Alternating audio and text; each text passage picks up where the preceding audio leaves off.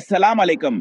तारीख के शौकीन दोस्तों, आज हम तुर्की ड्रामों की दो अजीम शख्सियात अर्तगरल और असमान गाजी के दरमियान एक दिलचस्प मुकाबले में गोता जिन होंगे।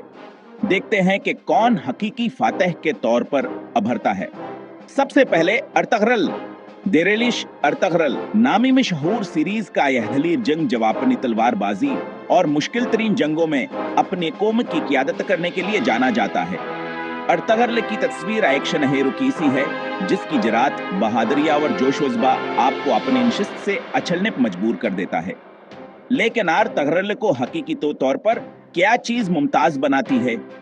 यहाँ की क़ियादत और अपने कौम के लिए इनकिलाज वाल वाबस्तगी है। अब बात करते हैं कोरोलोश असमान के असमान गाजी की।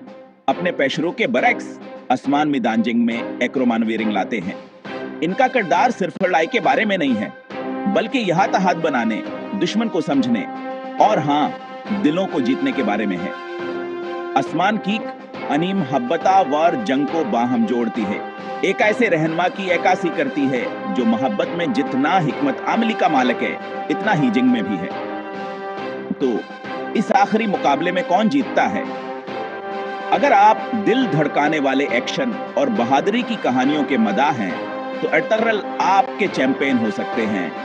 लेकिन अगर आप दिल और हुकमत अमली की पेचीदगियों की कदर करते हैं, तो असमान गाजी आपका इंतखाब हो सकते हैं। दोनों किरदार कुछ मुनफरद पेश करते हैं, जो क़यादत और कशिश के मुख्तलिफ पहलुओं की नुमाइंदगी करते हैं।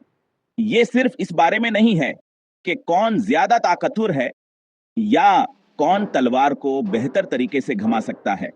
ये इस बारे में है कि कौन हमारी तख़ील को गिरफ्त में लेता है और हमें मुतासिर करता है। आप क्या सोचते हैं?